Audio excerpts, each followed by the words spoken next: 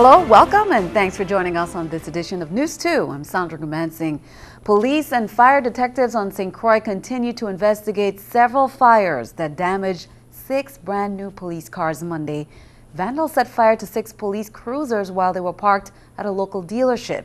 And investigators are following every lead they have. News 2's Erica Parsons has more. You know, there's still a strong smell of burnt rubber and burnt metal here on the lot at Metro Motors, where unknown vandals came early Monday morning and torched 6 police cars. Investigators are still trying to find out now who did this and why. It all began Monday around 1 a.m. with a call to 911. It was about 1:30 a.m. and a concerned citizen actually saw the flames and called police. Actually called the 911 police emergency.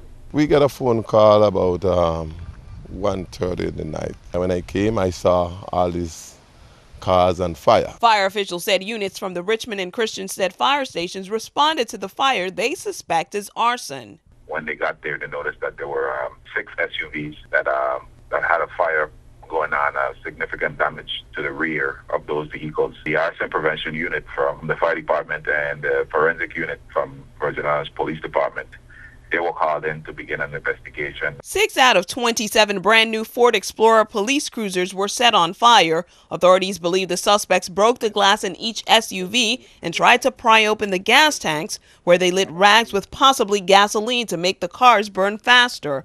The vehicles have only been on island since last month and was set to be released to the police department shortly. Investigators haven't released much information since the case is still being worked on, but officials say it's not just a hardship for the dealership or the VIPD, but for the community overall. Due to the fact the company, buy all these cars for the police, and then now they have to go to maybe replace them. So it do a loss for the company. It's going to hamper, at least for a while, the Virgin Islands Police Department ability to be highly visible on the street. Please, if you hear something, say something. If you see something, say something. This is your community, and we all need to work together. Erica Parsons, News 2. Police urge anyone with information to call major crime detectives at 911 or Crime Stoppers at 1-800-222-TIPS.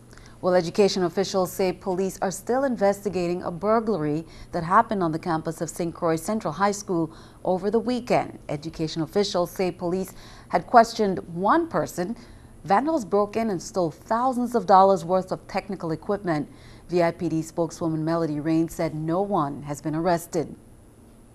The Virgin Islands Police Department at this time are following all leads to find out who are the people who perpetrated this act. It's really unfortunate that all of these learning tools for our students were taken for someone's profit. Please, again, for the community, if you see something, please say something. Whether these equipments are being shipped off island or being sold inside of the community, someone knows. Meanwhile, in other police news, Police Week events continue. Events so far have included church services, visits to grave sites of fallen soldiers, school visits, a law ride-out and fair, St. Thomas, St. John, and St. Croix, as well as open house days for the command centers. On Monday, Acting Director of the Crime Prevention Bureau, Sergeant Bridget Cano, Officer Lee Bob, and other police personnel went out to schools to read to children. 3 kindergarten classes at Gladys Abraham and 6 kindergarten and first grade classes welcomed the officers to share some words.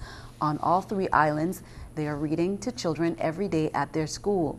Well, meanwhile, events continue in the St. Thomas St. John district. School visits continue to take place Wednesday, while a vigil will also be held Wednesday at 6:30 p.m. at the Farrelly Courtyard. Meanwhile, on St. Croix, a motorcade will take place at 8 a.m. at the Christiansted Cemetery also on Wednesday, followed by a peace officer memorial. All events are posted on the VIPD's Facebook page. The names of 321 U.S. law enforcement officers who have died in the line of duty were formally dedicated on the walls of the National Law Enforcement Officers Memorial in Washington, D.C. during the 25th annual Candlelight Vigil Monday evening, including Officer Georges, had served with the United States Virgin Islands Police Department for 2 years. Attorney General Eric Holder delivered the keynote address and led in candlelighting and reading the names of the fallen officers. The 321 officers include 120 who made the ultimate sacrifice during 2012. A total of 19,981 names will be engraved on the memorial, representing all 50 states, the District of Columbia, U.S. territories, federal law enforcement, and military police agencies. There's also an Officer Down memorial page that gives a bio on each officer. Officer George is survived by 2 children. VI Police Officer Colvin Georges died last September after being shot and injured in the line of duty. Georges was wounded and paralyzed from the neck down. He was airlifted to Florida a few days after the shooting. He passed away in Miami in September.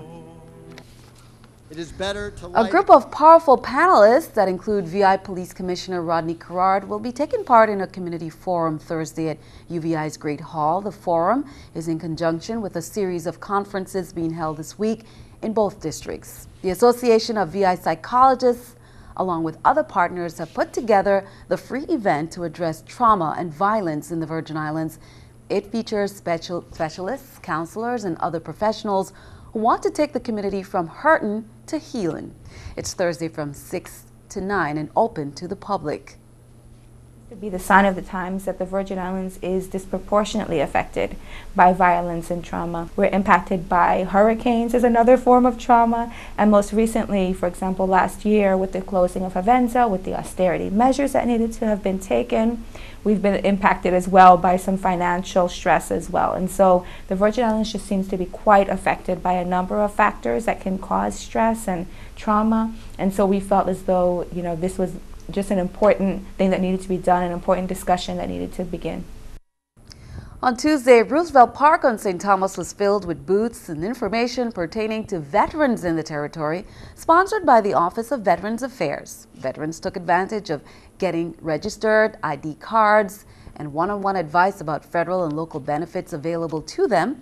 Acting Director Harry Daniel says it's one of the best turnouts he's seen. Plenty of new faces never been out. We have registered quite a few who have never come by the offices. Just a reminder on St. Croix, we're coming over on Thursday. Please, we want you guys to come out to the complex, the veterans area in Watergut from 10 to 3. Family members, bring your documents. We're taking ID cards, we're answering questions. Everybody's going to be there. Senators called a hearing Tuesday after horse owners came to them asking for a chance to bring together all stakeholders in the horse racing industry. Testifiers range from those involved with horses to racinos and those dealing with the financial matters. News 2's Erica Bivens has the story. The Senate Committee on Culture, Historic Preservation, Youth and Recreation met Tuesday on St. Thomas to take a comprehensive look at the horse racing industry in the territory.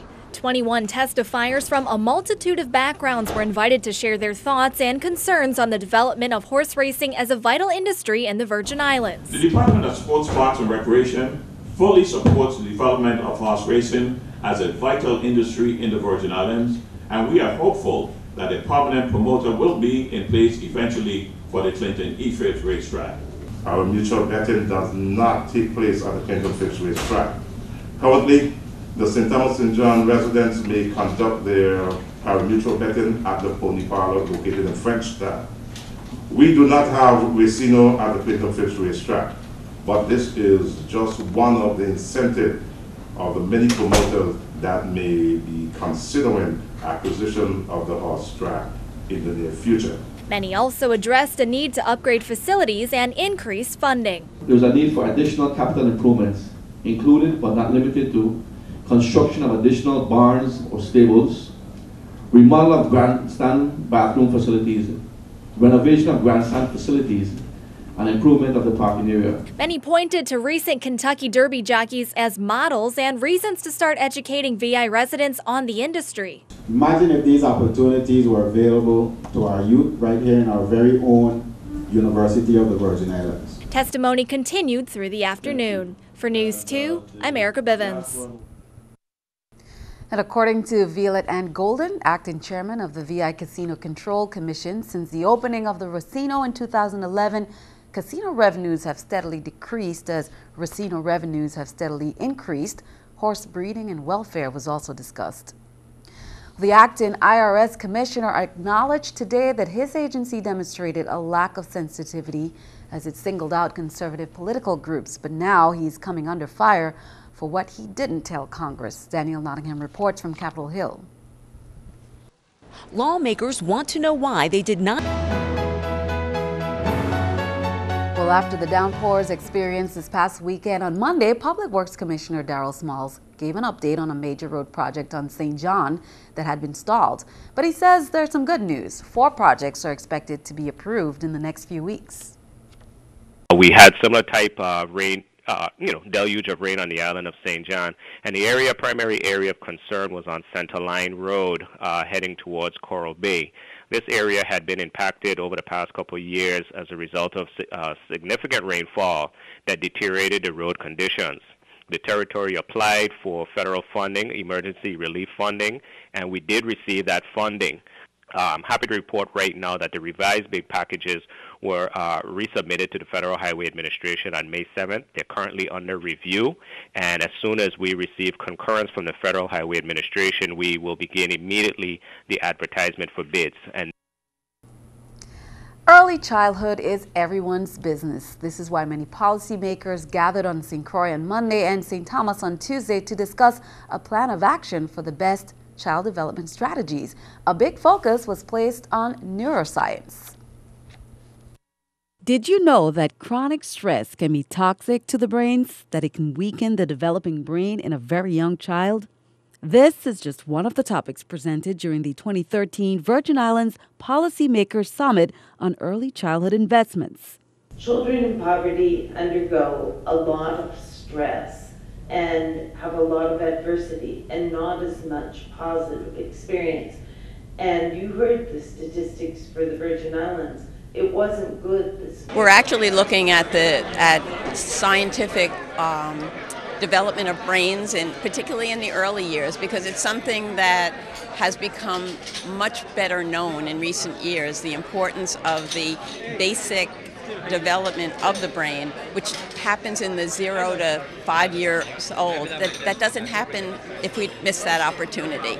Some of the latest research were presented. Governor John DeYoung discussed leadership for children in the VI, and CFVI examined the state of the territory's children. We have asked representatives of all sectors of our community to attend this meeting. The purpose of the meeting is to bring the community together around work to improve the early childhood experience of all our little Virgin Islanders. Roundtable discussions were held as well as a call to action. The overall message was what happens in early childhood can matter for a lifetime. We have senators here, we have cabinet members who work with public safety and public works, and we have representatives from the Tourism Association. So we really are excited about having people who are kind of outside the normal attendees at conferences about early childhood, because they get it. They understand that it's not just about a human service or a health perspective. It's about the health of our entire economy. If we can have our youngest citizens prepared for the best possible life, it benefits all of us. Now, presenters included Dr. Judy Cameron, who is a professor of psychiatry and director of scientific outreach at the University of Pittsburgh, Robert Duggar, a venture capital investor, and Amanda Zekeli, a senior policy analyst in the education division at the National Governors Association Center for Best Practices. Well, members of the Rotary Club of St. Thomas, too, made significant presentations to the students, faculty, and administration of their adopted Adelita Cancrine Junior High School at the club's weekly luncheon at the Marriott Frenchman's Reef Hotel. Awards were presented to the students who were the top winners in the Rotary Club of St. Thomas 2 four-way test essay contest based on the ethical code of the 4 things that Rotarians think, say, and do. First place, Samaya Natika Richardson, Gwendolyn Pimentel, and Webb Jarboin tied for second place. Top two educators chosen by the entire student body were honored as Rotary's Adelita Cancrine Educators of the Year. Winner was K. Liba Olani, art teacher. Runner-up, Gloria Linquist Consumer Affairs teacher, and additional monetary award was presented to the school administration to be used to purchase classroom supplies. The educator honorees and many of the students who participated in the essay contest were guests at the weekly Rotary 2 luncheon. Congratulations to all. Now, the St. Thomas St. John Chamber of Commerce held the 2013 award annual banquet, the Wilbur Bill LaMotta Community Service Award. Governor John DeYoung and First Lady Cecile joined the chamber. Governor DeYoung said there are many individuals and organizations that make valuable contributions to our community. However, he says he believes the Chamber of Commerce has selected the best of the best this year. And the award for community economic investment were presented, and here are the recipients. Cornell A. Williams, president of International Capital Management Company. Lena Steele Williams, Director, Central Office Engineering for Innovative Companies. Dr. Sharon Ann McCollum, Principal at Ivana Eudora Ken High School. Ms. Adalia Dolly Dockery, Teacher at the Charlotte Amalie High School. Parent company of CBS TV2, Innovative, was honored for outstanding contributions to the territory and the recognition of an individual involved in the leadership of a nonprofit for service it provides to the community. Mr. Michael Aiken, Executive Director of Catholic Charities of the Virgin Islands, received that honor. Stick around, your News2 AccuWeather forecast is coming up next.